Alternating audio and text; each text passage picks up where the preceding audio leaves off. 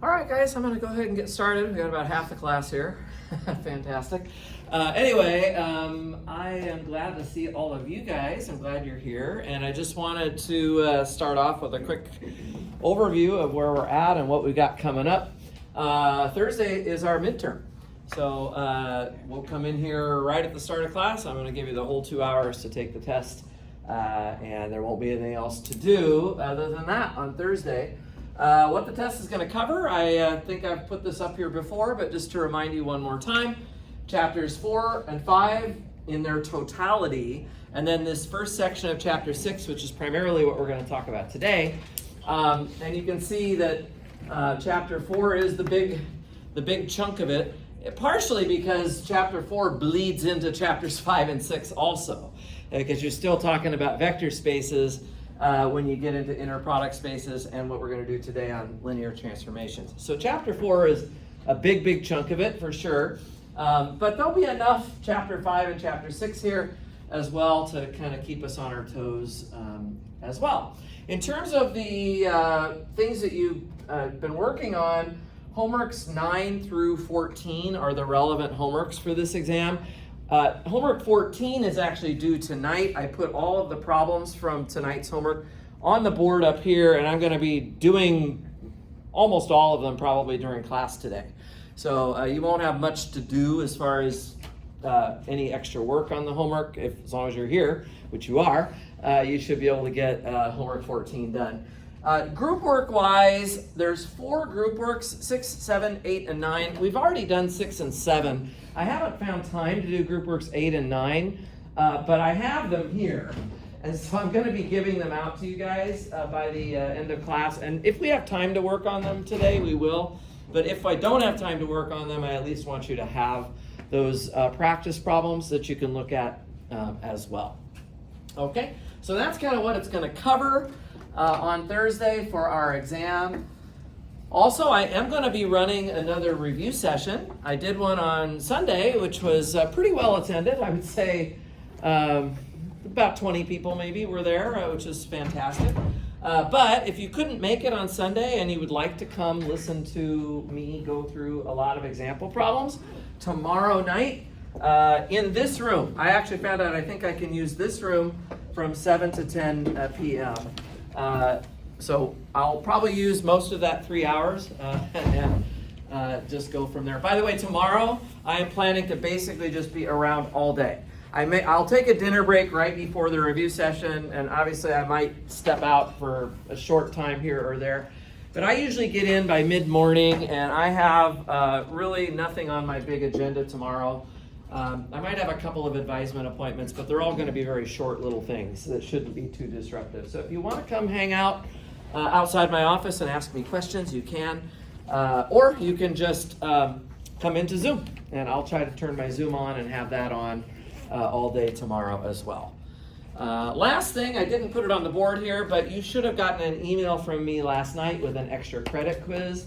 That is due also tomorrow at noon. I want to have enough time to grade them and give you feedback, but there's up to 4 points of extra credit there. It will be a good review. I think it'll be a good review to do those problems. So although that's an optional assignment, I definitely encourage you to do it. You can work together. There's no problem with that. The only thing with the extra credit quiz is do not go outside of the scope of this class with respect to that. And by this class, I mean, if you know somebody in my other section, that's fine. But I don't want you going to your friends from last semester or your professor who lives down the street or anything like that. Let's just keep it all kind of internal to this class.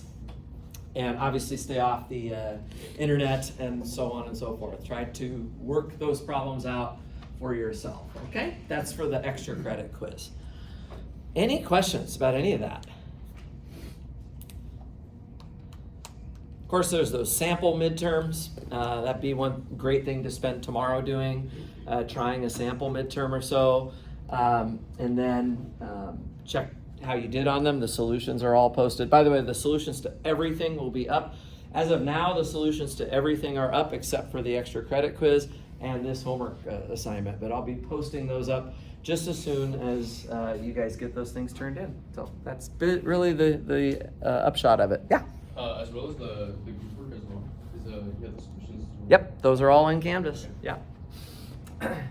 Yeah, there's a file folder that has that says GroupWorks, and then there's another folder that says GroupWorks Solutions. And like I said, we've only done 2 GroupWorks in class since the last exam, but these other 2, I'll pass them out to you today as well. Okay? Well, what I'd like to do is I want to make sure I do full justice to this first part of Chapter 6. It is a very, very important topic. It's called linear transformations. Some of you I know have already watched my video on this. Others of you came to my review session on Sunday, so some of you have already seen a little preview of this topic, but I want to make sure that everybody is on board with this. And so basically the idea, guys, is we've learned what a vector space is, but as you probably noticed, at any given moment of time, we've only been looking at one vector space at a time. So for one moment, we're working with matrices. And then we change gears completely and start working with polynomials. And then we change gears again and start working with, I don't know, calculus functions. We keep changing our vector space. And we've made no attempt up until now to make connections between these different kinds of vector spaces. We haven't tried to build relationships between them. And mathematicians are always interested in finding relationships between things. Those relationships are usually expressed as a function. You could even, if somebody said, what's math all about? You could say it's the study of functions. And that would be a pretty darn good answer, right? It's a study of functions, which is a way to relate sort of one universe to another in the context that I'm talking about here. So what we're going to use for the word function is a slightly fancier term, which is linear transformation. This is going to be functions in the context of vector spaces. Okay, so let me write down the definition here of a linear transformation. And again, some of you may have already watched this video, in which case you can just relax and enjoy seeing it again. But a linear transformation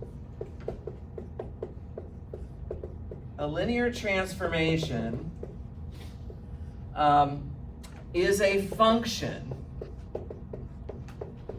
It is a function, guys. That means it has inputs and outputs. It is a function from one vector space V to another,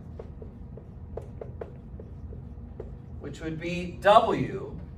So from one vector space V to another W, and this is often written, by the way, for the notation. I like to use a capital T when I'm talking about a linear transformation, and the inputs come from V and the outputs come from W. These two vector spaces may have nothing to do with each other, right? So we might be inputting polynomials and outputting physics vectors. Or we might be inputting calculus functions and outputting matrices. Anything is possible. So these are just two vector spaces for which there's a function that takes inputs from V and gives us outputs from W. However, guys, this is not just any old function. This function has to respect the vector space operations. So this is going to have an extra condition here such that, okay? So this is the very important part, guys. Two things have to be true here. I'll call them A and B. Two things, right? The first one, part A, is that T respects addition. T respects addition. And the way that looks on paper when you write it down is that this just means that if you take T of V1 plus V2, that should equal T of V1 plus T of V2. You should be able to transform the vectors separately, apply the function separately to v1 and v2, and the result of adding those together should agree with what would have happened if you had added the original vectors together in the first place and then transformed that. Right, so t respects addition, and then of course the second part is t respects scalar multiplication, which I draw usually as a dot. And this one is going to look like t of, let's say, k times v1.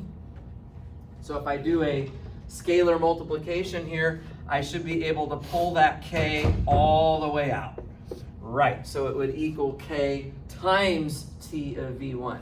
These two conditions, these should be for all vectors v1, comma, v2 belonging to v, and for all scalars k in the real numbers. So for every scalar and for any vectors that you have, these two conditions should be true. This is what a linear transformation looks like. It's a function. It's a function from one universe to another that respects the operations that are in those universes. I like to draw little pictures. Maybe I'll squeeze it over here in the corner, guys. I like to draw the pictures of these functions. You know, v is just some big universe I can draw like that. And w is just some other universe here. And t is literally just a function that takes inputs from the left side and spits out outputs from the right side. That's kind of visually the way that you could imagine thinking about it so far. Okay? This makes sense? Let's try an example just to kind of make sure we understand the definition here. So let me make up an example. So let's define t to go from the vector space of M2 of R over to R. So I'm going to input a 2 by 2 matrix, and I'm going to spit out a real number. And so far I've only told you what V and W are. I need to actually go a step further and give you the actual formula. So this is meaningless unless I give you the formula. So I have to tell you, well, how are you going to plug in a 2 by 2 matrix? Let's say it's A, B, C, and D here. And I'm just going to make something up. My output is going to be A plus 5D. And what I would like to do here is I would like to show that T is linear. By the way, I should say, back to the definition for a moment, when we have a linear transformation, sometimes it's a little just shorter if we just say, so we will just say that T is linear. So you'll hear me just sort of short, it's a shorthand, just an abbreviation. If you have a linear transformation, we'll usually just say, okay, so T is linear. All right? So when I ask you here to show that T is linear, I'm basically saying, show that it's a linear transformation. Okay, let's try it. This is our first example. This one is actually not from the homework, but I just want to start with this one and then we'll get into some of these homework problems as well. So for the solution, I have to do two things. I have to check that T respects addition and then that it respects scalar multiplication. It might remind you a little bit from back in chapter 4 when we were checking subspaces. You remember that? There were two parts to it. We had to check closure under addition and closure under scalar multiplication. We had sort of a two-part process. Same thing here. Two things we have to do. One dealing with addition and the other dealing with scalar multiplication. Okay? Now, when you're taking notes on this, guys, try to write it down very, pretty much the same as how I'm writing it. Okay, I'm going to be a little fussy about this. On the left side of the first, so what I'm going to do first here, guys, is T respects addition. Actually, let's give ourselves a lot of room. Let me just start up here. Okay, so t respects addition. Okay, so I'm going to show you guys exactly how I want this to be written. Okay, so we have to try to do a good job on this part. So on the left side, I have t of one vector plus another vector, right? So I'm going to make it look like that on the left side here. T of one vector, which would be maybe a, b, c, d, plus another vector, which I'm going to use x, y, z, w. You don't have to use those exact letters, of course. You can pick different letters of the alphabet, and that's okay. But this would be a reasonable choice. This is V1, this is V2. Got it? V1 plus V2. Okay, so let's try and work on this. Now, the thing is that before we can actually apply this function, we have the formula for the function. But before we can apply the formula for the function, we have to have one single matrix input. Right now I have two matrices that are sort of appearing separately. So what do you think is the very first thing I'm going to do here? Add the matrices inside of these parentheses. That's exactly right. So I am going to write this as T of, and then I'm just going to add the matrices. A plus X, B plus Y, C plus Z, and D plus W. In other words, I'm going to make one single matrix out of the input. And once I've done that, now I'm all primed up to use my formula, right? So my formula tells me if I plug in a matrix, I'm going to spit out one real number, right? My W vector space, right? These are V and W. My W vector space is just the real numbers here. And so what real number am I spitting out? Well, this says A plus 5D. Well, where does that come from? Well, that's just the upper left corner of the input matrix added to 5 times the lower right corner of the input matrix. So I just look at what this is and I say, okay, I'm going to take the upper left corner and I'm going to add 5 times the lower right corner. So this is the key step where we're actually applying the transformation. We're actually doing the transformation. Okay. Now, what I have here is a mixed bag of A, B, C, D along with X, Y, Z, W. What I have to realize is that my ultimate goal is to get these apart. Take a look at your right-hand side here. I want to get the two vectors completely dissociated from each other. And that means that I need to get kind of all of the stuff involving V1 up into the front and all of the stuff involving V2 into the back. And would anybody have a suggestion what step I might do here to help me accomplish that? How do I get all of the A, B, C, D stuff into the front and all of the X, Y, Z, W stuff into the back? Aaron? Multiply the 5 through D and W and then group them by A plus 5D and then X Yeah, plus Y. this is just an easy algebra step. Thank you, Aaron. That's exactly right. I'm just going to put all of the terms involving A, B, C, and D towards the front and all of the terms involving X and W towards the back.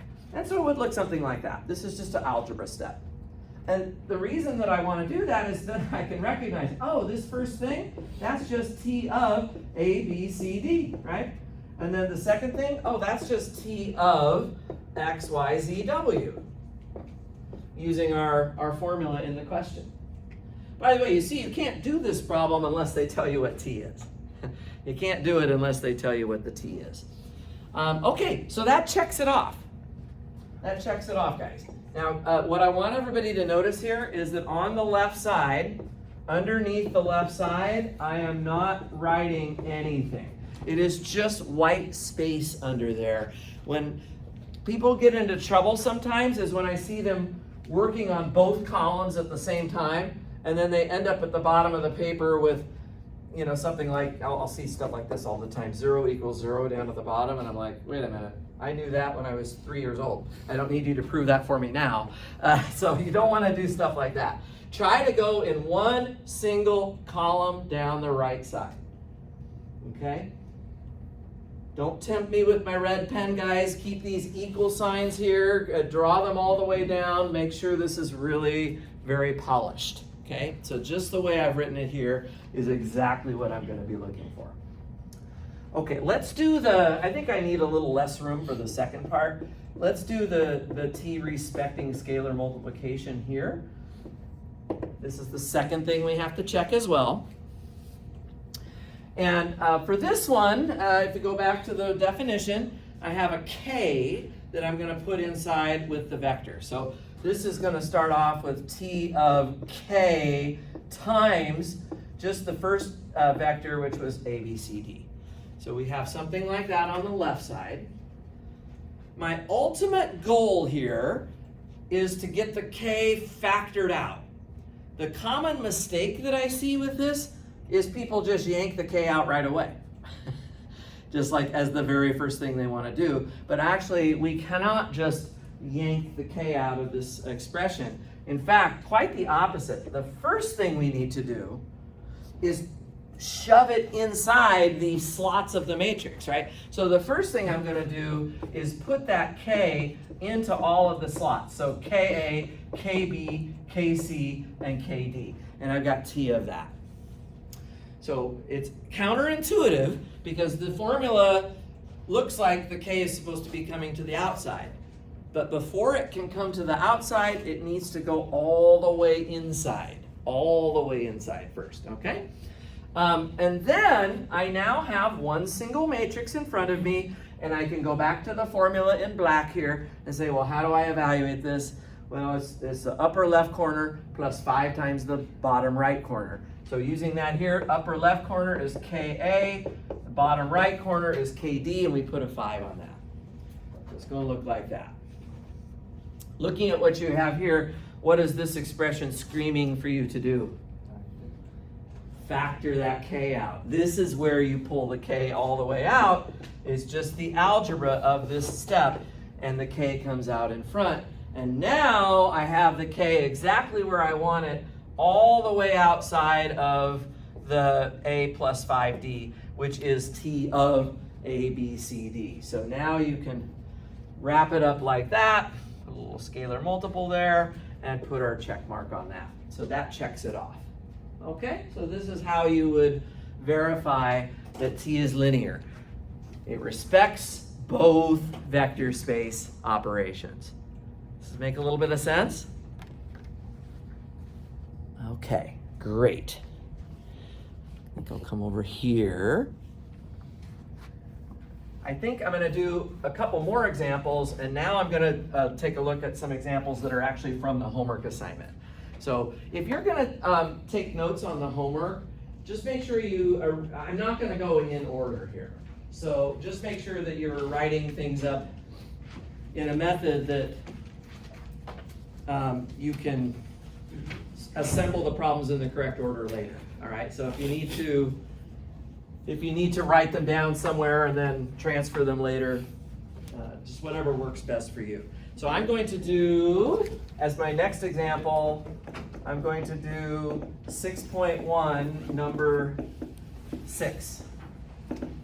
Okay, from today's homework. And here is what it says. Basically it says, define t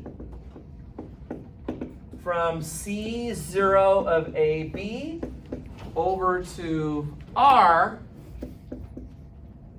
via T of F equals, and now we're going to take the integral from A to B of f of x dx. Yeah. And the question is asking us to show that t is linear.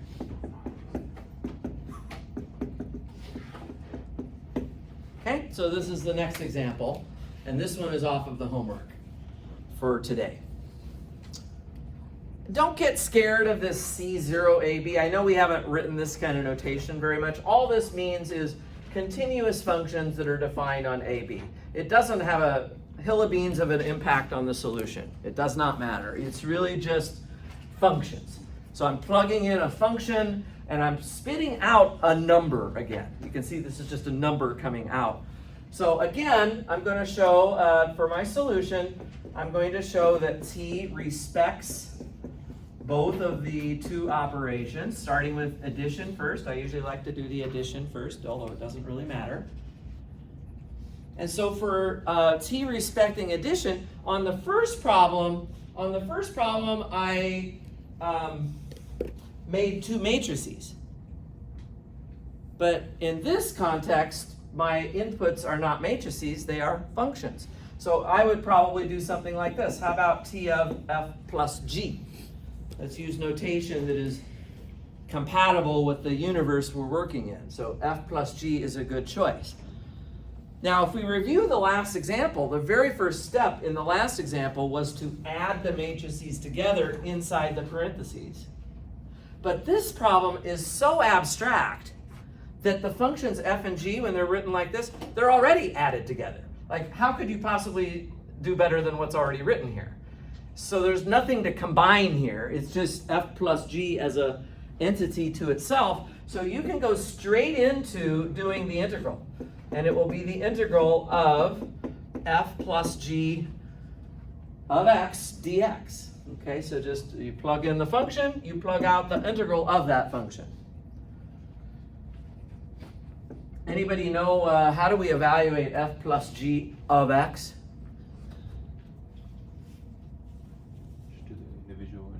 Just do the individual. Before we do the individual integrals, Anthony, I'm actually going to write this first as f of x plus g of x dx. So I'll just split the two functions. F plus g is defined exactly like such.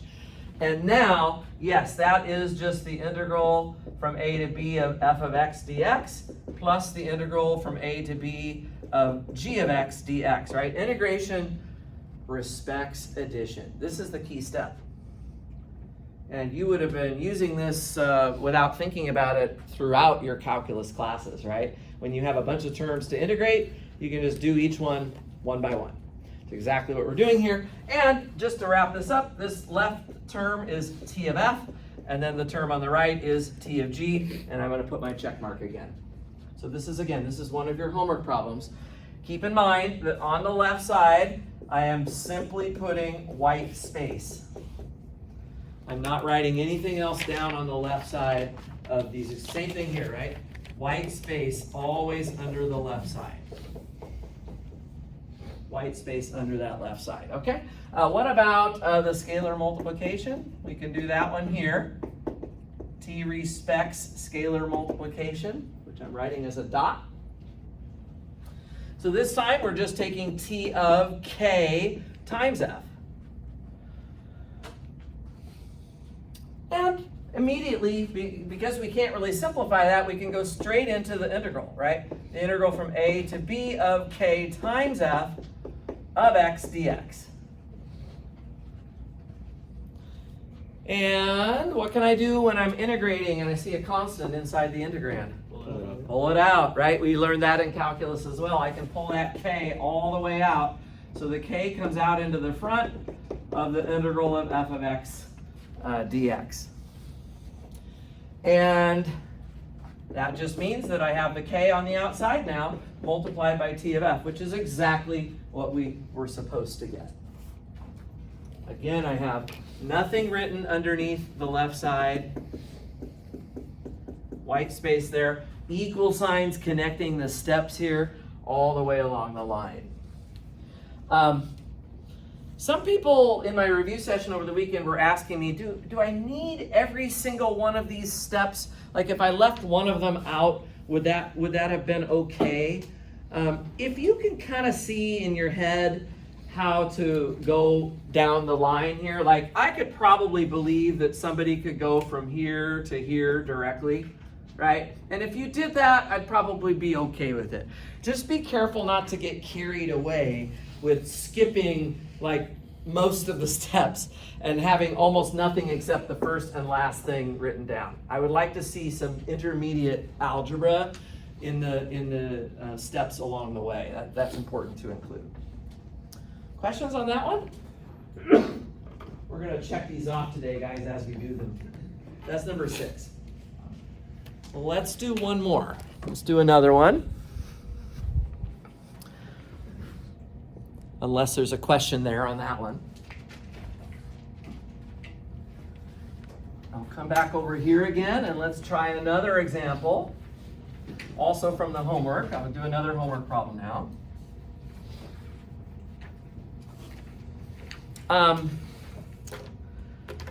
Let's do number 3. Let's actually do number 3. So this is the very first problem on the assignment. So another example.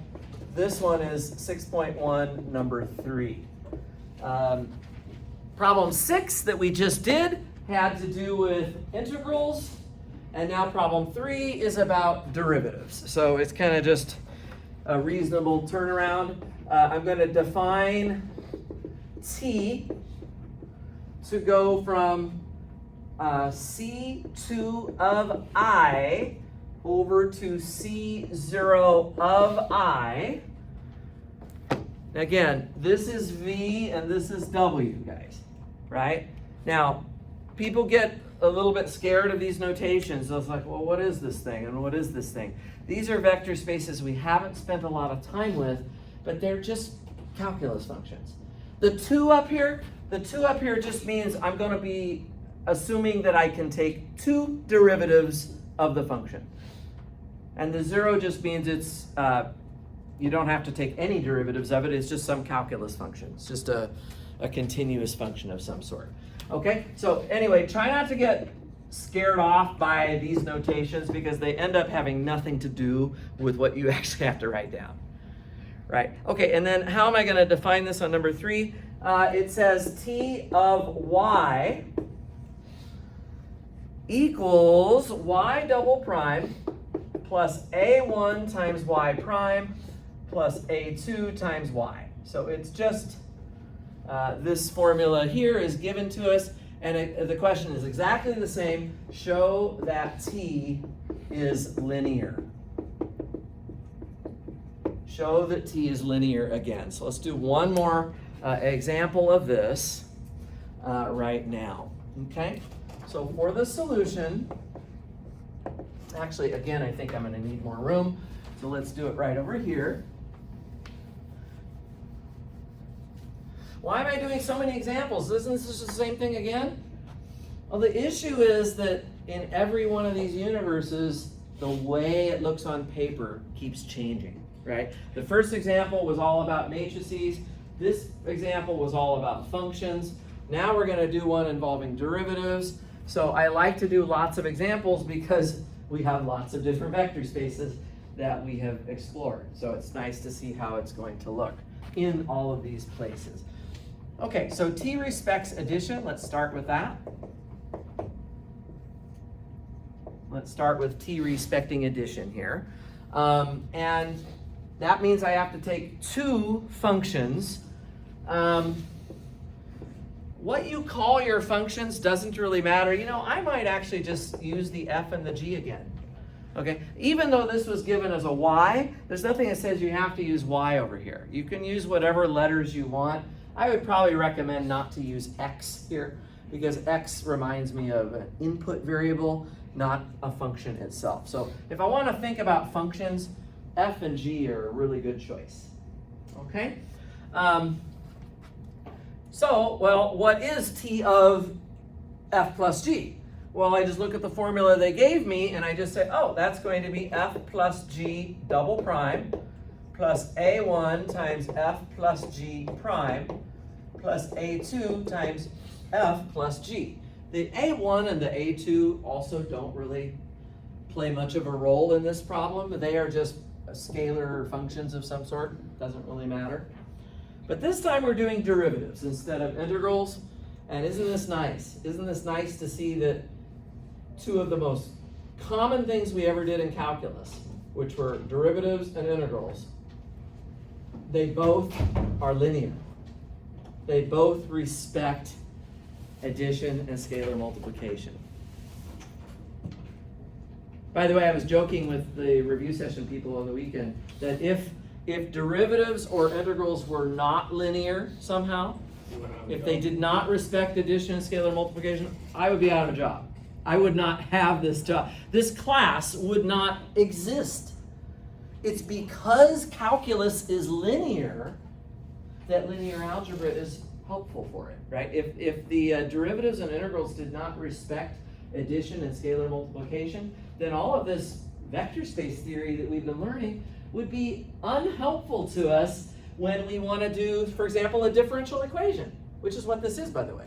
This is essentially a differential equation. And when we solve differential equations, it's nice to know that the linear algebra we've been learning is going to be relevant. If t wasn't linear, all bets would be off. It'd be like, why are we even doing this class? Why don't we just do linear algebra separately and do differential equations separately? This is a really powerful talking point for why they make sense together. What can you do here, guys? What can I do as a next step? Split up those derivatives, and again, that's because derivatives respect that addition. You learned that in your calculus classes, right? This is f double prime plus g double prime plus a1 f prime plus a1 g prime plus a2 f plus a2 g. Just bust that thing all the way apart. Completely busted apart. And if you get stuck somewhere in the middle, let's just pretend maybe you're not stuck right now, but let's pretend that you are.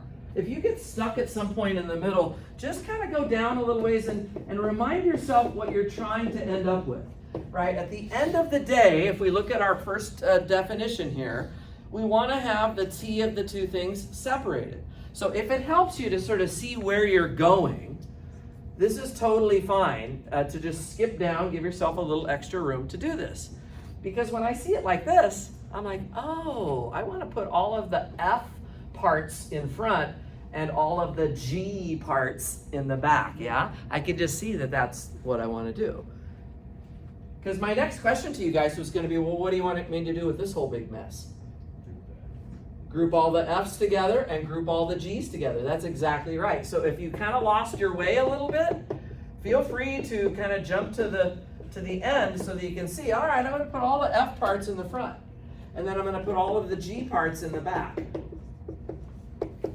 Yeah, so you just do something like that, and then actually that fills it in. So now we're done. But if you weren't sure what to do, you can skip to the end, and that gives you a little more of a roadmap as to how to fill it in. Okay, that's the addition. Again, I have nothing on the left side except white space. Try to avoid the temptation to write on both sides of the equal sign. Do not do that. It's just going to confuse everything, and what ends up happening is people get down to the bottom with something that doesn't really make sense. This should be one column of statements all the way down the line. Yeah, Charlize? I always got a question. What happens if we just write t parentheses f plus a g again? Is that okay, or is it just you want completely no space? I'm sorry, I don't quite know. Oh, if you wrote this down on the left side, Yeah, like what happens? that would not be wrong. I still wouldn't do it, but it would not be wrong to do that. I would not take off points for that. It's just that you have to be very careful that you're not changing the left side while you're also changing the right side.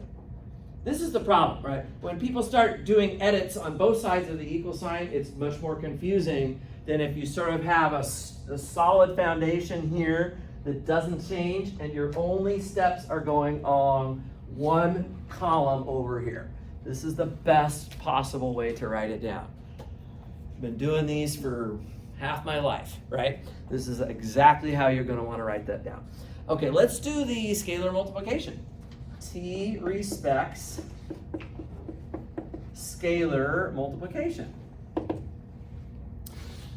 This one is usually a little shorter. It's just t of k times f. Maybe some of you have already written it down. It's really nothing surprising happens here. You just take k times f double prime plus a1 times k times f prime plus A2 times K times F. Right. And what am I going to do with that? Or what would you suggest that I do with that right-hand side? Group all the F's. Yeah, but what's the easiest thing to do? Just looking at it. Take out the K. I mean, that's actually what you want to do. You want to factor that K all the way out. It comes out of everything. So I'll add one extra step here, guys. You could decide you don't want to write this one down, but I'll write one down where I sort of pull the K out of the derivative and then factor the K all the way out of everything. This is a case where, yeah, you could probably skip that one intermediate step and go straight to this one. And then this just becomes K times T of F, which is, again, exactly what you wanted to have. And again, I've got nothing but white space over here. Nothing but white space over there. Okay, so I think that should look okay. So both derivatives and integrals respect the two main operations in a vector space. Caesar. So I know you kind of already explained this, and It's I okay. understand what you're erasing right now. Ooh. So the C of 0 and then the C of 2. Yeah. You're just explaining how it's just the derivatives, right? They're just Is the that- vector spaces of Is functions. that directly correlated with that, like that function you're giving us, the y prime? The fact that I'm taking two derivatives here is why this needs to be a 2 here. But it's not So it's really a big deal. self-explanatory, pretty much. Yeah, you never, in the blue writing, you never see me talking about the C2 of I or the C0 of I. It doesn't really bear any effect on what we're doing. It'll be given in the function. It's got to be given in the problem. They have to give you V and W, and they have to give you this formula as well. They have to give you that formula as well. Okay, we've done 3 examples so far. Are there questions so far? That was number 3. Okay, well guys, I mentioned a few minutes ago that showing that T is linear reminds us of showing that you have a subspace of a vector space. There's 2 parts, as you've noticed here, right? We have an addition part and a scalar multiplication part. It reminds me of checking closure under addition and closure under scalar multiplication in a subspace, right? When we were doing that, when we were checking subspaces, was there something that we tended to do before we actually checked the closure under addition and scalar multiplication? The 0 vector check. So I know it's a burning question, right? Is there a 0 vector check for this stuff too? It turns out there is. It turns out there is, and it's a low cost thing to do. It doesn't take much time. I'm gonna write down, so I'm actually gonna start making a few remarks here, guys, that I think will be useful. The first one is that there is a 0 vector check for this as well. So I'm going to write it here. And what the 0 vector check says is that if T is linear, if it's a linear transformation, if it respects the addition and scalar multiplication, then it actually has to respect the 0 vector. Namely, T of the 0 vector should be equal to the 0 vector. Now, just to be 100% totally clear on this, the input 0 that I've got here is really the 0 vector of V, and the output 0 that I wrote over here is the 0 vector of W. So if we come back to my little diagram here that I started the class off with today, where I've kind of got the visual on this, right? I've got this visual with V and W. There is a 0 vector, and I'm sorry, I'm going to squeeze this down on the bottom of the board here, guys. If you need to stand up to see it, help yourself. Both vector spaces have a 0 vector. And what this remark is telling us is that for a linear transformation, the 0 actually has to go to 0. It can't go to anything else. If you check any of the 3 examples that we've done so far, you would find that that is true. the zero vector does go to the zero vector. Now, the way that this remark is really helpful, though, is that if the zero vector does not go to the zero vector, then t is not linear. And you can just stop thinking about it, right? That's kind of how it generally gets used. So I would like to show you an example of this, of how this remark is used. So just as a quick example, and this one is coming from 6.1, number 12. So we're going to do another one of your homework problems right now, which is actually the next one in the list, number 12 here. And here's what it says. This time it says, is t linear? Is t linear? And they're going to give you a formula. T goes from R2 to R2. So let's just say define t from R2 to R2 via t of, I'll say x and y is equal to, I'm sorry, it's not x and y. I'm trying to copy the book. It's supposed to be x1 comma x2. That's the notation the book puts down for this question. And the formula that they came up with is x1 plus x2 comma 2. So this time, instead of saying show that t is linear, this time it's asking you, is it linear? Is t linear? So you could try to start showing if it respects addition and scalar multiplication. But what I'm recommending here, guys, just like when we were doing subspaces, before we just dive into the deep end of the pool, I would recommend that the first thing that we should do that's really easy and really fast is to just check that zero vector. In the vector space R2, the zero vector would be 0, comma 0. So for my solution here, if I do t of 0, comma 0, and if I actually plug in to the formula that they gave us, what I get is 0, comma 2, right? We get 0, comma 2, and that's not the zero vector. Of course, the zero vector was 0, 0. By the way, in this example, if you notice, the v and the w are the same vector space. That can happen. Sometimes your input and output vector space are the same. But the point is, the zero vector check fails. And so the answer, is t linear? The answer is no. And that's all you would have to write down. It does not pass the zero vector check. Yes, Caesar. And what was the point of introducing it on this problem and not the ones before? Does it not apply before? No, it does apply. On the ones before, on the 3 examples that we've already done, we could have started with a zero vector check there too. I just wanted to make sure we were focused, lasered in on the respecting addition and scalar multiplication. The thing is, on those 3 previous examples, the zero vector would have been preserved. So like, let's just remember the first one was t of a, b, c, d equals a plus 5d.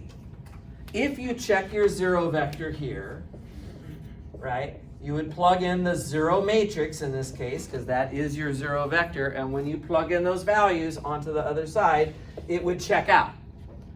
And the deal is that if the zero vector check passes, is that going to mean it's automatically linear? It sure didn't mean that for subspaces, right? Remember, if the zero vector check passes with subspaces, we still had to confirm if t respected addition or not. Actually, we maybe need an example of this now that we're thinking of it. Did I answer your question? Yeah, we could have done this. The thing is that we would have spent a low amount of energy, but then we would have actually still had to do all the work we already did. Yeah. If the question is saying that show that the t is linear. On this one, yeah. Yeah. Do you have to do both t respects addition and multiplication? Yes, yes you do. And also, if it says to show that t is linear, that's another reason why you wouldn't need to do the zero vector check, because you already know it's going to pass. If they're saying show that it's linear as opposed to is it linear. If they say show that it's linear, then you know that it passes, which means you might as well just dive into the respecting addition and scalar multiplication. Yeah. Let me do an example of this, another example here. Yeah, go ahead. If the question is not, if it's saying that show that it is it possible to have like the t respecting addition, but not respecting multiplication? If it doesn't respect scalar multiplication, then it's not linear. Okay. So it won't be asking you to show it, right? It would maybe be a yes/no question. Is t linear? Or is that? Yeah, if it says is t linear, then you could have a situation where it does respect one of the operations, but not the other. Let's do an example because I've got a perfect example in mind. This one is not from the homework, but I think it's a good example. Let's define t to go from n of r to r via t of, now this time, instead of filling out the entries of a matrix in detail, I'm just going to write my matrix as a capital A. And the number, the real number that's coming out, and again, these are the V and the W here. V is here, W is here. The number that we're going to spit out this time, guys, is going to be the determinant of A. The determinant of that matrix. It's a good example to think about. So the question is t linear? So I'm going to ask it in that way again. Is t linear? This is yes or no. Is t linear here? Well, I'm going to start with the zero vector check because I just got through talking about that. If the zero vector check fails, we'll be able to stop right away and say that the answer is no, just like we did on this homework problem. Okay? Everybody with me? Oscar? Does that mean that I mean, we can't make assumptions, right? Because it's a very general question. It's very general, yeah. Can we make the assumption that the A is invertible? No. Cannot make that assumption because my vector space is all n by n matrices, and some of those matrices are not invertible.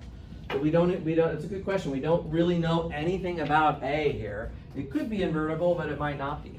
So can we determine that, just like a different scenario, Mhm. if they give us a value for the determinant of A? If they give you a value for the determinant. Or- A is only one vector in this huge universe of vectors. So you won't have a specific matrix in your hands. It's going to be something that's sort of just left kind of abstract like this. Okay, let's get into this. I want to check my zero vector. Let's go to the solution, zero vector check. If I plug in the zero vector, what is the zero vector in this universe? The big zero matrix, which I think we denoted a while back as 0 sub n. The formula says to take the determinant of that. What is the determinant of the all zero matrix? 0. And so it is passing that zero vector check, right? We inputted the zero matrix and we spit out the zero number. It passes the zero vector check. So that question now is, does that mean that t will be linear? Let's check it out. Let's actually try to look at the addition, right? So t respects addition. T respects addition.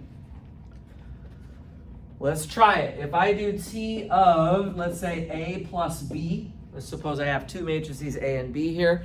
The very first thing we technically should do is add the matrices together, but they're already as added together as they can be when you're in such an abstract framework. So we can go straight into the formula, which is determinant of A plus B, right? Now, where we would be trying to get to, if let's say we're not sure what to do with that, if we're not sure what to do with that, we can go to the bottom of the board. And I realize I'm using my entire board here, guys. Feel free to stand up if you can't see the entire board. I would hopefully be getting to t of A plus t of B. And if I just think backwards a step from there, T of A would have been determinant of A, and T of B would have been determinant of B. So here's my question. Can I go from here to here? Yeah. No. Wait, from where to where, sorry? Determinant of A plus B, is that the same as the determinant of A? So I'm asking you a question about determinants. Does the determinant of A plus B agree with determinant of A plus determinant of B? We had that at least a couple of times before. We've already mentioned that that is not true. T does not respect addition here because determinants don't play nice with addition. We rattled off a whole bunch of properties of determinants in chapter 3, but this was not one of them. And this one is actually not true, and we've even given examples of that many times. Guys, this one fails. This one fails here. So even though it passes the zero vector check, this is a good example that shows that the answer can still be no, right? It does not respect addition. Yes, Caesar. So obviously it's just coincidence. Uh-huh. But I think, is it a good like rule of thumb? If it's asking, it's a linear, right? Mhm. Obviously we're going to zero check because it's a good idea when it's asking if it's linear. But Right. it seems to fail both times. That's just because I'm highlighting these examples. It could very well pass. I mean, I could have done that here. All I have to do is change this question and say, is T linear? And then, you got one that does work. Yeah, so be a little careful about that. By the way, do I need to check the scalar multiplication now? That T respects that? No, I don't, right? Because if it fails to respect addition, it's already not a linear transformation. Okay? So keep that in mind. I actually think that with the scalar multiplication, you would also have problems because the T of, do you guys remember? If you remember T of K times A, that would be the determinant of K times A. And I hope everybody remembers that when you take the determinant of a scalar multiple of a matrix, this was another property that we talked about, it's actually K to the N times the determinant of A. So the K comes out all right, but it comes out as K to the N, which is not just K. So this one actually also fails, in case you're wondering, but we don't need to do that one at all. And so I kind of scribbled it down there a little bit loosely, but anyhow, everybody okay with that? Go ahead. Just for like quick review, so then K to the N would be technically like another matrix?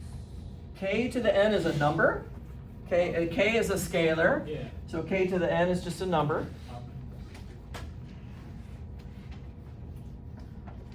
Okay, are we good on this zero vector check?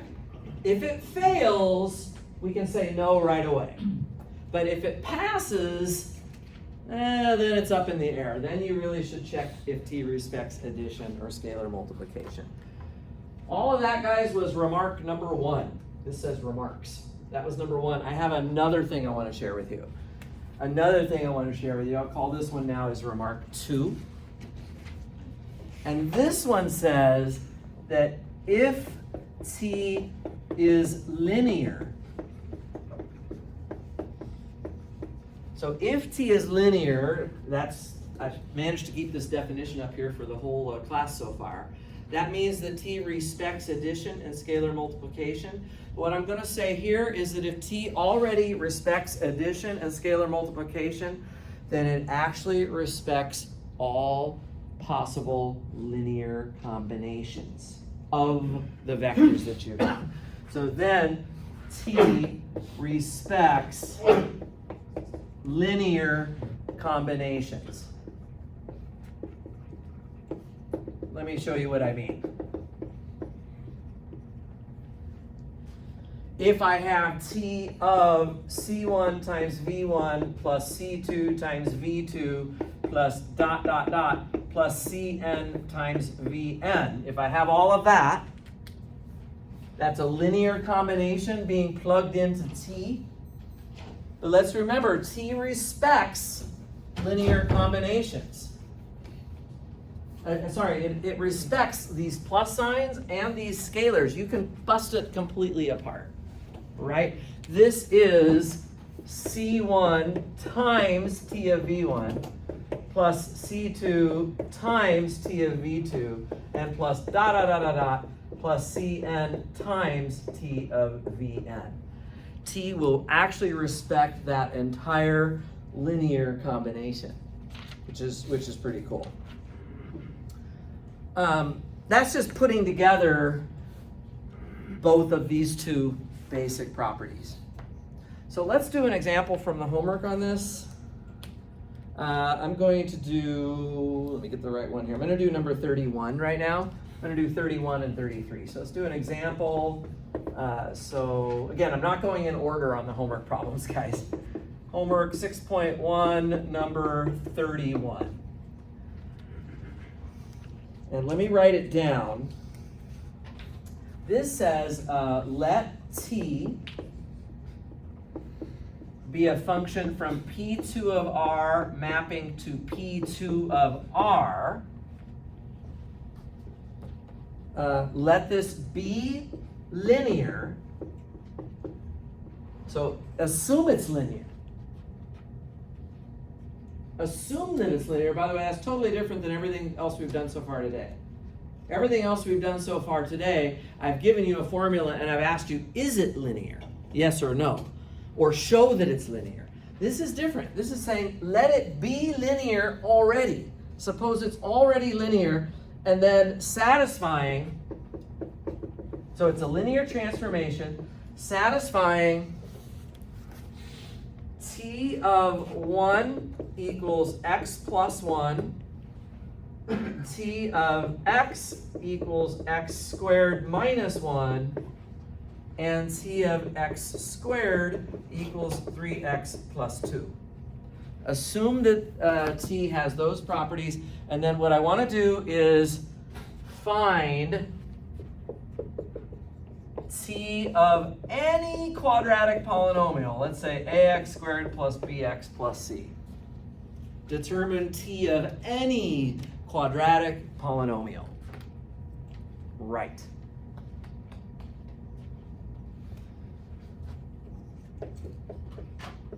Actually, if you think about it, this quadratic polynomial is kind of like having a linear combination in front of you. So what we're going to do to solve this one is a very easy problem, because all you have to do is use the assumption that T is already linear to break up this linear combination according to this second remark. So this second remark says, look, that's just A times T of x squared plus B times T of x plus C times T of 1. So you can just pull the scalars out in front and just transform term by term. The amazing thing about this, actually, guys, the amazing thing is if I just tell you T of these three things, I tell you what my function, you wouldn't have been able to do this in calculus, would you? If I tell you what f of 1 is equal to and what f of 5 is equal to and what f is 7 is equal to, if I tell you those three values, would you be able to tell me the entire formula for f of x? Probably not. Like if I tell you that this is equal to 8 and this is equal to 2 and this is equal to -1, that's just 3 dots on a graph. How are you going to know what the rest of the graph looks like? You're not. Normally you're not. But when you're in the world of linear transformations, that's good enough. If I tell you 3 things, this is all that you know right here in this box. If I tell you only that much information, I can construct T of anything else. It's the power of linearity, actually. So the answer to problem 31 could not be any easier. Basically, it's just A times whatever T of x squared was, which was 3x plus 2, plus B times T of x, which was x squared minus 1, plus C times T of 1, which was x plus 1. That's your answer. Super easy. You could leave your answer like that, and it would be totally correct. In case anybody likes to see it reorganized, you can put the x squared term in front. This is optional. What I'm doing right now is optional. I can put the bx squared in front, and then if I look at the x terms, I've got a 3a and a c being multiplied by x, and then I have a constant term of 2a minus b plus c. So this makes it look more like a quadratic, but you don't have to do that. That's just algebra. Super quick rearrangement of the expression. Yes, Oscar. I was gonna ask, when you're talking about the wording for this example, can we apply the same thing to chapter 4 where they give us the wording of like let blah blah blah blah be blah blah blah blah and make assumptions off that and then move forward? Yeah, I mean, whatever the assumptions are, you're supposed to use them. I mean, it's a different kind of topic, so I'm not quite sure I can think of what kind of an example you're talking about. But yeah, you just have to you use whatever is given to you. Let's try a slightly harder version of this same idea here. I've got another one in mind. So we just did number 31, by the way. We're getting this done. We are getting it done.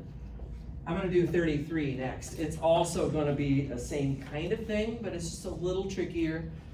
33, almost the same problem. So example, and this is 6.1, number 33. Let's let t go from P2 of R over to P2 of R. Let's let it be linear again, so I'm going to assume that. Means it respects everything. It respects addition, it respects scalar multiplication, and now, as we've just remarked, it also respects linear combinations. And let's assume that that is linear, satisfying. So we're just going to make a slightly more complicated example here. Let's see how you guys do with this. T of x squared minus 1 is going to be x squared plus x minus 3. And then t of 2x is going to be 4x. And then t of 3x plus 2 is going to be 2x plus 6. And we're going to ask exactly the same question. Find t of any quadratic ax squared plus bx plus c.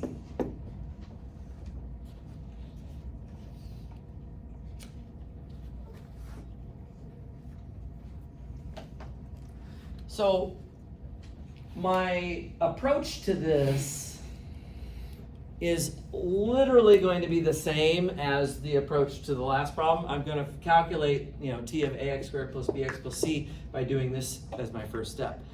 The reason that this problem is a little bit of a twist on it, the reason that this problem has a little bit of a twist is that they did not directly give us t of x squared. They did not directly give us t of x, and they did not directly give us t of 1. They gave us t of 3 other things. This could happen. In the real world, this could happen. You were given information that isn't exactly what you wanted, and you have to figure out how to get what you wanted. Does anybody see from what's in this box a way that we could figure out either t of x squared or t of x or t of 1? Brandon? Can you just add 1 to t of x squared minus 1? I could do that, but I don't know what t of 1 is. I don't know what t of 1 is. It may turn out to be helpful to do that, but there's something even easier than that to start with. Where's the easiest place to start on that box? You want to try again? No. You sure? We're all just learning. It's okay if we don't have it. Actually, what Brandon was basically saying was take this first one and break it up as t of x squared minus t of 1, and that would have been correct. It's just that I still don't know what either of the two things is. Oscar? Could you start off with t2 of x, divide that by 2, and then you have your t of x? This is the easiest of the 3 equations. I totally like that idea. And in fact, t of 2x, make myself a little room here, t of 2x is just 2 times t of x, right? You can pull scalars out. Remember, t respects scalar multiplication. So I can pull that 2 out of that 2x. And then from there, I can solve for t of x. So it's basically what Oscar said. I end up dividing by 2, and I get t of x equals 2x. So that would be a good start. That would be a good start. I know that t of x is 2x. Ultimately, I need to figure out t of x squared, t of x, and t of 1. And so far, I figured out t of x. Does anybody have a suggestion where we could go next to try to make a little more progress on this? Aaron?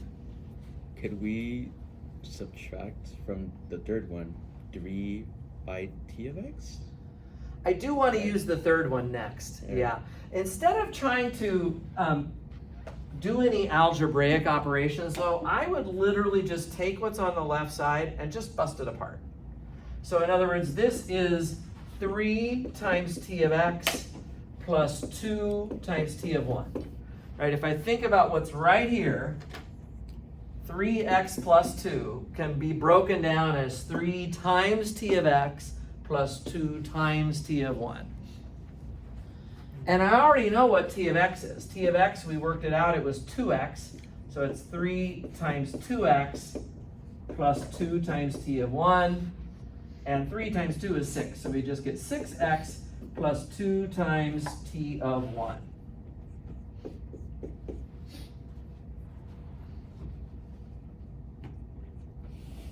So it looks like I'm going to solve for t of 1 now. It looks like I'm going to solve for t of 1. I know that we have a 2x plus 6 on this side, and it equals to all of that. So I'm going to solve for t of 1. Let's see what we get. T of 1 is going to be 2x plus 6 minus 6x, and then of course we have this all over 2 business that we'll have to do to solve for t of 1. It's algebra and nothing more than that. 2x plus 6. We subtract that 6x and divide by 2. And that gives me negative 2x plus 3. I'm kind of doing a little bit of algebra in my head. It should just be negative 2x plus 3. So far, so good. Sweet. Okay, so that's t of 1. The last thing is I need to know what t of x squared is also. So I've found t of x, I've found t of 1. How am I going to figure out t of x squared? Pull apart the first equation. The first equation. By the way, I have a question for you guys.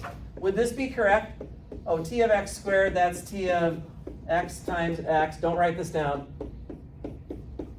Would this be good? I should have written it in my red pen because this would get marked up badly. Guys, t respects addition and scalar multiplication. It does not respect regular multiplication. This is not a scalar multiplication here. This is a vector times a vector. In fact, t of x squared would be like taking a vector and squaring it. Can we do that? Can I square a vector? I don't think so. All I can ever do with vectors is add them or scalar multiply them. I'm not allowed to square anything. So this would not be legitimate. If anybody was thinking, oh, let's just take t of x and square it, that doesn't actually work. But what I can do, now we'll go back to what we can do, which is what somebody was suggesting, is to just take this first equation. This first equation, if you look at the left side, the t of x squared minus 1, that can be busted out as t of x squared minus t of 1. Right. That's totally okay. And we know what t of 1 is now. We know what t of 1 is, so this is t of x squared minus the quantity of negative 2x plus 3. So that much we've already worked out. And so let's figure out t of x squared. I just need to add this part, throw it over to the other side. So t of x squared here, guys, is whatever we had on the other side there, which was x squared plus x minus 3. And to that, I'm now going to throw, this is currently being subtracted in the parentheses. I'm going to throw it to the other side where it'll be added as a negative 2x plus 3. I'm not dwelling on the algebra though too much. I'm going to kind of let you guys double check it. But this is basically isolating t of x squared. The 3's cancel. X minus 2x is negative x, so we just get x squared minus x right there. Okay, so this one is t of x squared. This one is t of 1. And this one is t of x. We have t of x, we have t of 1, and we have t of x squared. So now I'm going to write down the final answer. And then I think we'll take a short break. Let me just do it right here. You see why this is just a little more work? It's because they didn't just hand us exactly t of x squared, t of x, and t of 1. We had to derive them from the algebra over here. So let's put down the answer here. So now I'm ready to actually write the final formula for t of ax squared plus bx plus c. This is what the question ultimately is asking us for. And this is equal to a times t of x squared plus b times t of x plus c times t of 1. And now I'll put in what we found. So this is a times x squared minus x. And then plus b times the quantity of 2x. And then plus c times the quantity of negative 2x plus 3. That's just the answer for 33. Seem okay? Yeah. Honestly, I got kind of lost on the t of 1. I don't know if you can just like summarize that really quick, like how you got to where it's like 2x plus 6. So it's just solving this equation Yeah. for t of 1.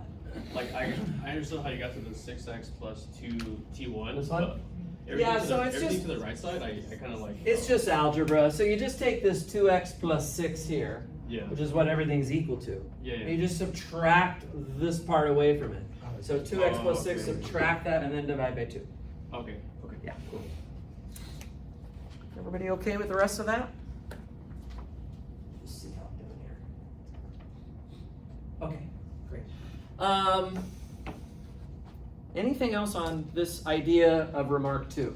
If t respects addition and scalar multiplication, it's also going to respect linear combinations. We all good with that? Okay. We're going to take a slightly short break today. I'm going to start talking right at 11:25 because I need to have enough time to finish these rest of these problems for you guys. So let's take about 8 minutes of a break. So try to be quick and come on back, and then we will talk about one last thing with this section, and we should be in good shape.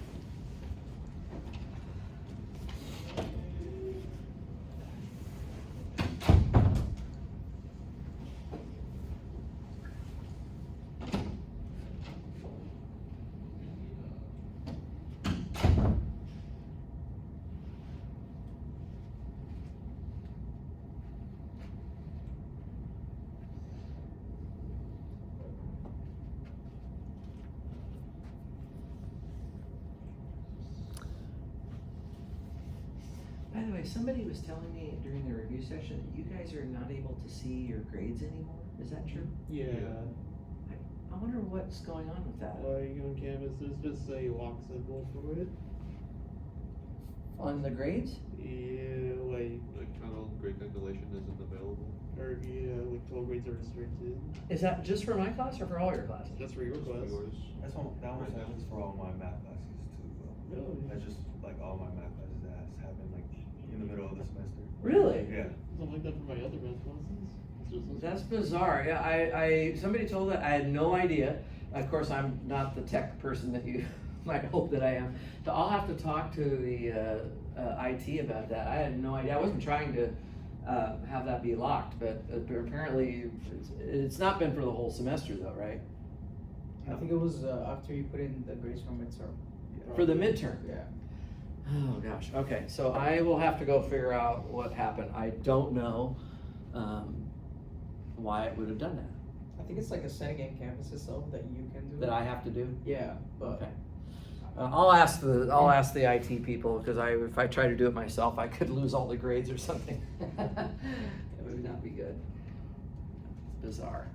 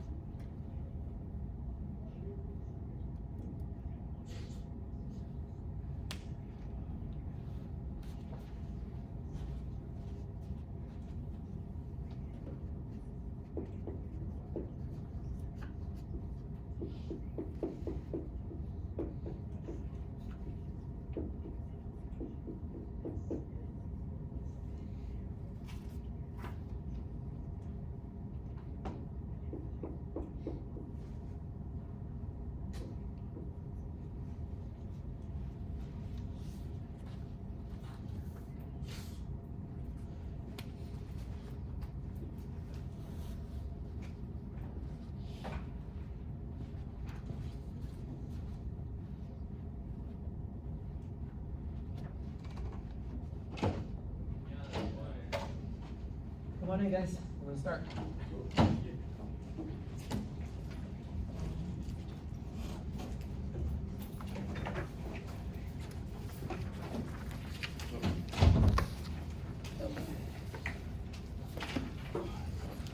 All right, guys. Sorry, it's kind of a short break today. I just want to get right in and make sure I have as much time as I can. On your tables here, I've put the two group works. I'm not going to have time to work on those in class today. But what I think here's what I'm going to do. I'm probably going to talk about those a little bit in the review session tomorrow night. I might start the review session with a quick review. These are the most important ones to look at probably from those two group works if you don't have time to look at those. The solutions are posted in Canvas, so you can always check them out there if you need to. But I want to make one more topic here. It's also part of section 6.1 that I haven't said anything about yet. And it might be even considered my remark number 3. So I was making those remarks before we took a break. The first remark was that there's a zero vector check for linear transformations. The second remark was that for a linear transformation, it's going to respect all possible linear combinations, right? And the third remark is actually, it's kind of a remark / example. This is a very important example. An important example of a linear transformation. And that is, how does this work? For this linear transformation, we're going to have a matrix in front of us. And let me just assume it's capital A, which has a size of m by n.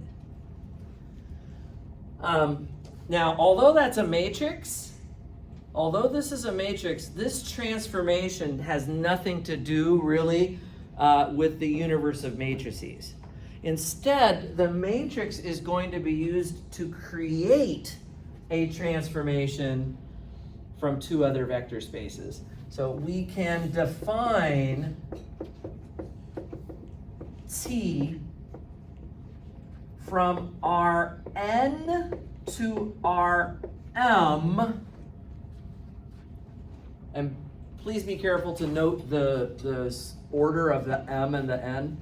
So the matrix was m rows and n columns, and now this is going to be a transformation from Rn to Rm via T of some input vector x. That vector x lives in Rn, and the output is simply a times x. This is my function.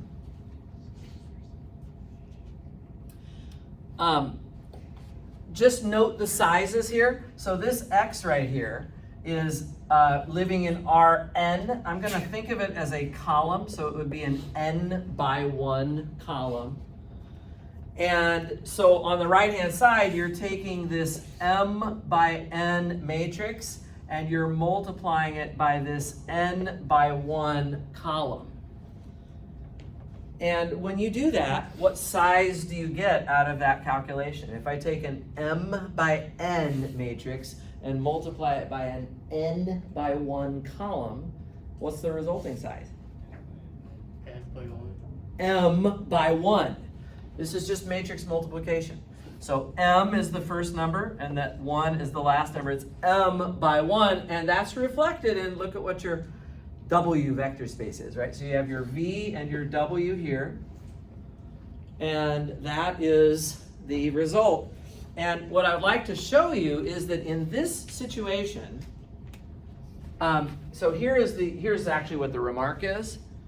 Such T is always linear.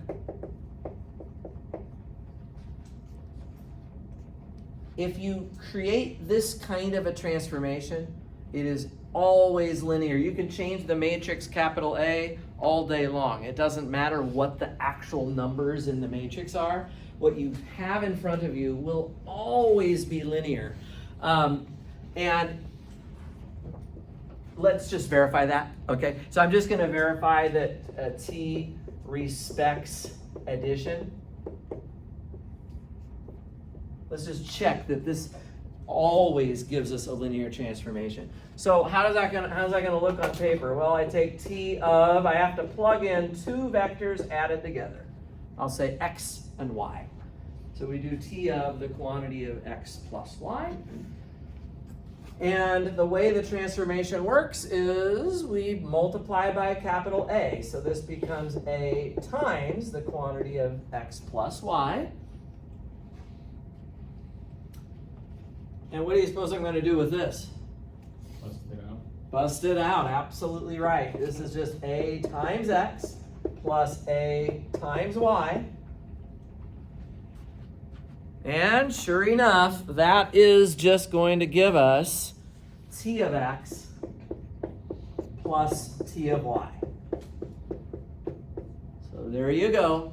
And as usual, I've got my white space over here under the left side, and I'm only calculating in a single column down on the right-hand side. So that will always respect addition. Okay, what about scalar multiplication? Let me show you that one really quick, guys, as well. Scalar multiplication, let's check it out. If I do T of, let's say, K times X.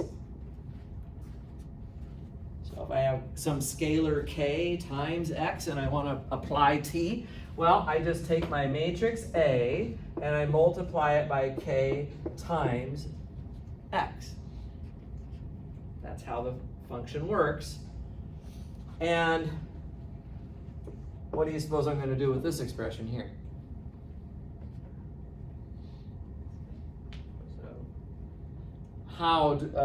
So if we're not sure what we're supposed to end up with, we know where we're supposed to finally end up with the K on the outside, right? So you can see that what you really want to do is put the K in front.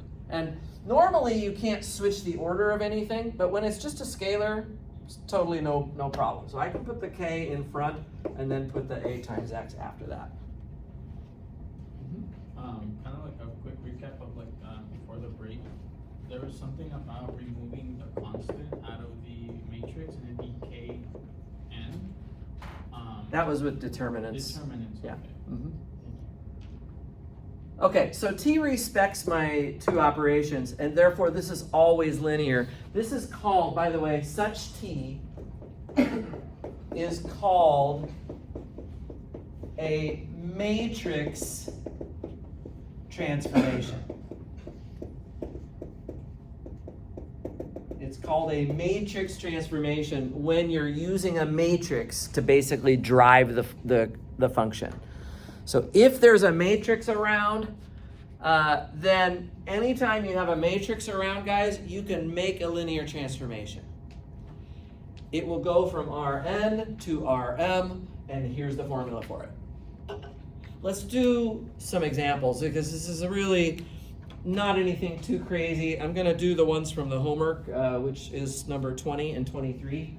So these two problems right here, we're going to do them right now.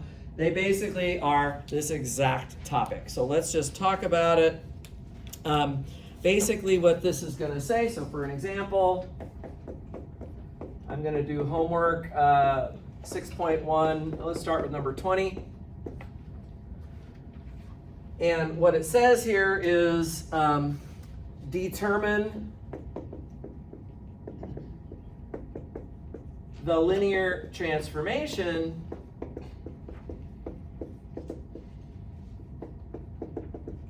for the given matrix.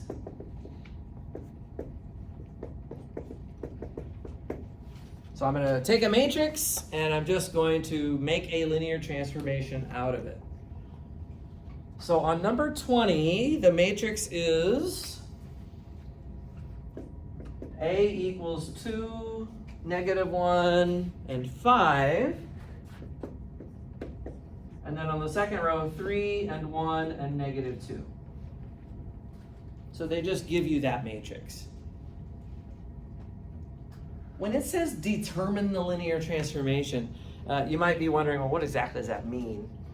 When it says determine the linear transformation, it means write down the formula for it. Just write it down. By the way, we don't have to even check that it's linear anymore. Why not? Because I just did it for you right here. This is always going to give you something linear. So it's not even a question. We're not going to be showing that t respects addition and scalar multiplication anymore for these kind of transformations, because matrix transformations are always linear. They are always linear. So all we got to do here, guys, is kind of figure out what the formula is. So for the solution, this is going to be real short. T.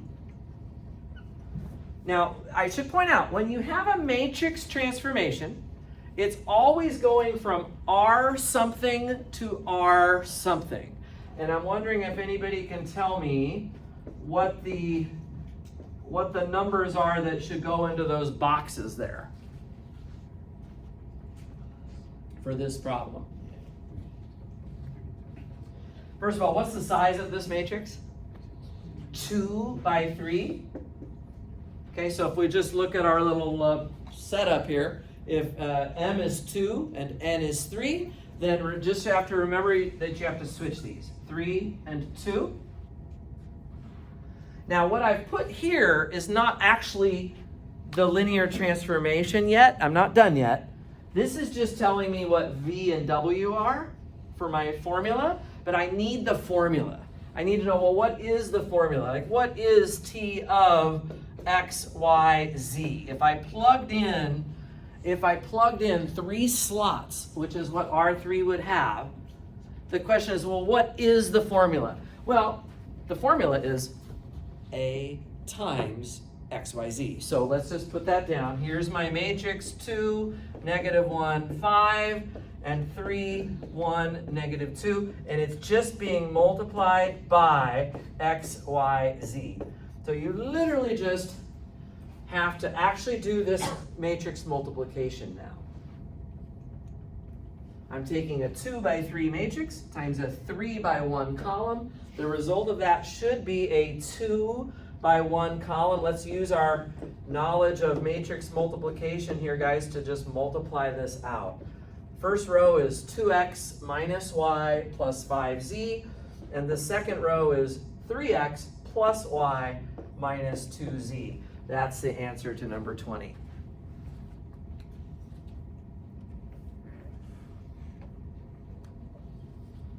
Notice that I plugged in 3 slots, x, y, z, and I spit out 2 slots, which is consistent with the v and the w that are set up here. If you were going to check, guys, that this formula was linear by checking that it respected addition and scalar multiplication, it would be extremely messy.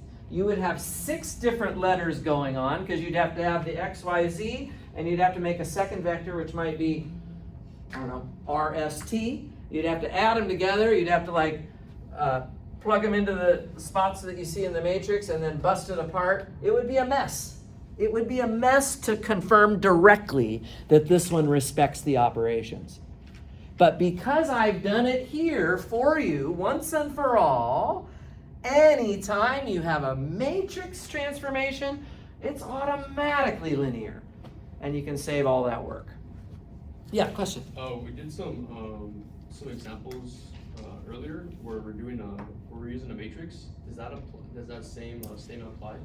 On the examples that we did earlier, the vectors themselves were the matrices. So there was the example where I took t of a, b, c, d, and we got a plus 5d. Yeah. Remember that example? There was a matrix there. This is completely different can of worms, because here your transformation is plugging in a matrix and spitting out something else. The objects of this vector space are the matrices. What we're seeing here, guys, the matrix is not a vector. It doesn't belong to R3 or to R2. This matrix doesn't live in R3 and it doesn't live in R2. Rather, the matrix is the driver of this function. It is the thing that's creating the transformation. I know that's a weird concept, the idea of a matrix being a function. But this matrix creates the function. where we input X, Y, Z, and we output, well, whatever we got here. Yeah, so it's pretty cool. Let's just do one more of these, guys, and then I'm pretty sure that this is pretty straightforward. Let's do 23 from the homework as well. 23, it's just, I'm just going to write down the matrix again. So A is just the matrix 1, -4, -6, 0, and 2. And we're going to do exactly the same thing. We're going to try to write down the transformation, determine the transformation. So let's just jump into this one quickly. What is the size of my matrix here? 1 by 5. And so that means that my T would be a transformation from what to what? 5 to 1. R5 to R1, exactly. Just write that down for starters. R5 to R1. And so we need to write down the formula. I have to plug in 5 slots because my input has 5 slots. So maybe for this one, there's nothing that says you have to use X, Y's, and Z's. Maybe I'll just use A, B, C, D, E. It doesn't really matter, but there needs to be 5 slots there. There needs to be 5 slots there. And then how do I get my output? Well, I take the matrix, 1, -4, -6, 0, and 2. I take that matrix and I multiply it by this input vector, which I represent as an n by 1, that is a 5 by 1 column. And keep in mind that my output should just be one number, R1. That's just one number. Let's check it out. Well, when you do this matrix multiplication, you're taking a 1 by 5 matrix times a 5 by 1 column. That becomes a 1 by 1 single number. Let's just do it. Dot product, right? 1 times A minus 4 times B minus 6 times C plus 2 times E. There is no D term here because there was a 0 in the matrix in that D spot, but that's basically the answer. That's the whole answer. Pretty easy? All right. We're getting there. I've got to get through a few more things here in 10 minutes. Let's hope I can. It's not too bad. On these two problems, you were given the matrix and you were asked to write down the formula. I can also reverse that process.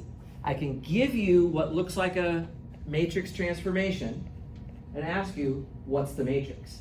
So here you were given the matrix and you wrote down the formula. In both of these problems, we wrote down the answer. I could also turn that around, which is what problems 15 and 17 are about. So let me actually just throw those up there as well. Let's just do another example, and this is 6.1. I'm going to start with number 15. And what this says is determine the matrix.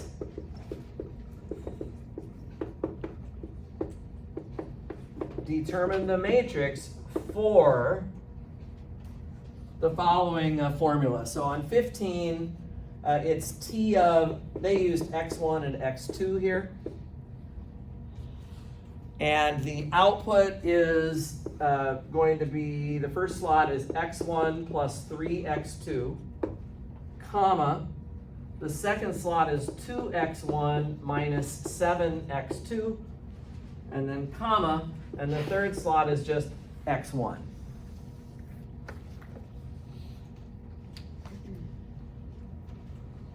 Basically, what's happened is they've given you the output of the function. They've essentially given it to you. Now, some of you might be wondering, here it's been drawn as a column, top and bottom slot.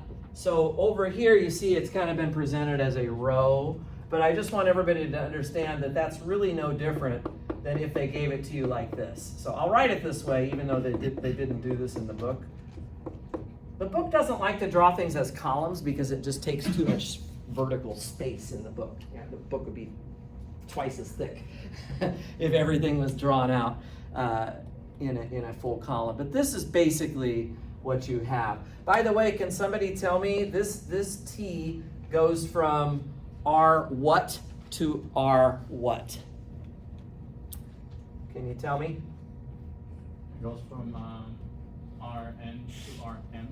Okay, I don't know what M and N are because I don't have the matrix yet. I have to just look at what's in front of me here. By the way, this is not the matrix. In fact, just get rid of that for a second. Looking at this formula, this is all that they give us in the problem. Can you tell me how many inputs and how many, like, what universe my inputs are coming from and what universe my outputs are coming from? Would it be R2 or 3? Look at my inputs, 2 inputs, right? And my outputs, 3 outputs. So this is going from R2 to R3. Just by looking at the form of what they gave you, we know that. And the question is, what is the matrix then? It needs to be what size? 3 by 2, okay? Unfortunately, I just erased the whole thing about the M and the N. So if this is going from R2 to R3, the matrix would have had to be 3 by 2 to begin with. And now, what is the matrix? Because that's what they're asking for. Find the matrix that would drive this function. Does anybody think they might know what it is? Yeah. 1, 3, 2, -7, 1, 0. That's it. That's it. You just look at the formula and you can write it down. You just look at that formula and you can completely write it down. That is exactly right. Does that make a little bit of sense? Yeah, so it's pretty easy. Let me just do 17 as well, because it's also really fast. 17, we have T of x1, comma, x2, comma, x3.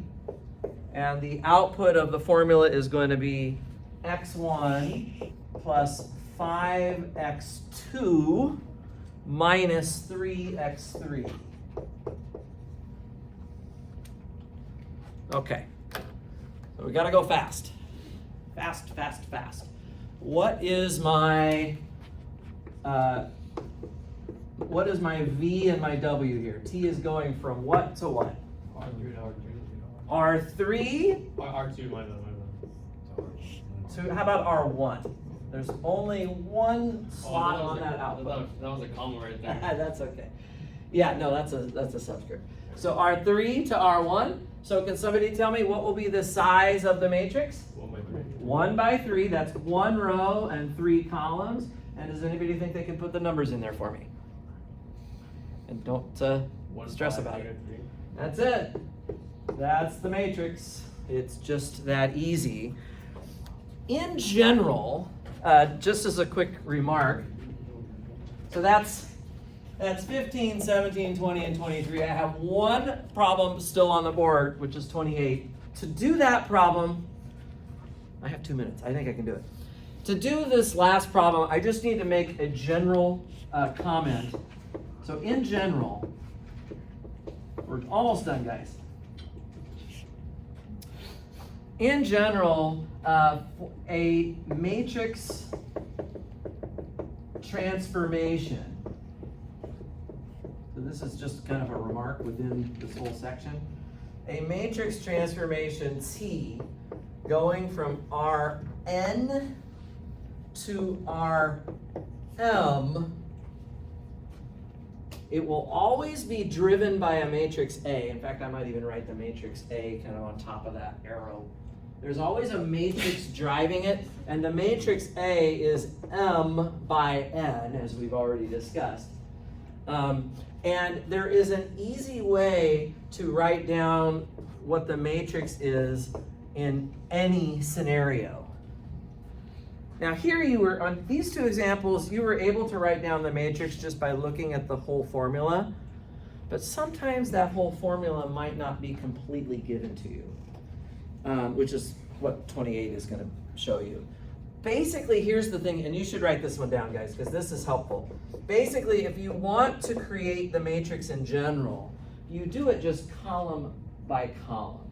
The first column is T of 1, 0, 0, 0, 0, 0. The second column is T of 0, 1, 0, 0, 0, 0, 0, 0. And it goes like that all the way across the line until you get to the last one, which is T of 0, 0, 0, 0, 0, 1.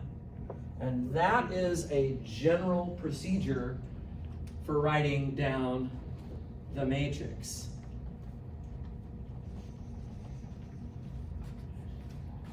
If you look at this thing here, what's T of 1, 0? T of 1, 0 right here, I just put in a 1 for x1 and a 0 for x2 into the formula. Well, look what you get.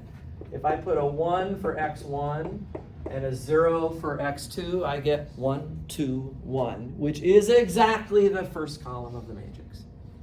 You kind of do this column by column. And T of 0, 1,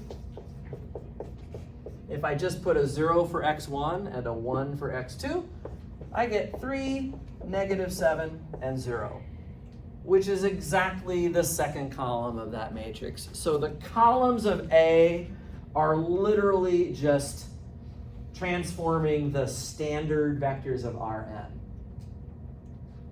Yeah, so 28. I'm kind of out of time.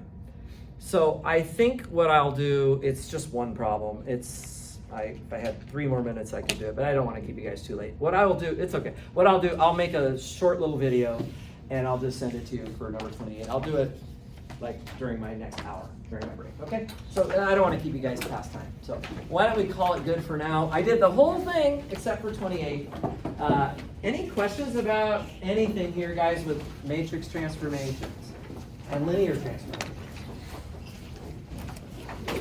We'll review it some more in the review sessions. If anybody tomorrow night feels like they need a little extra help with this, stop on by. I will definitely practice this some more with you all. Thanks, guys. Have a good couple of days studying. Don't forget about the extra credit quiz and all of my office hours. I am here to help. I'm glad to do that.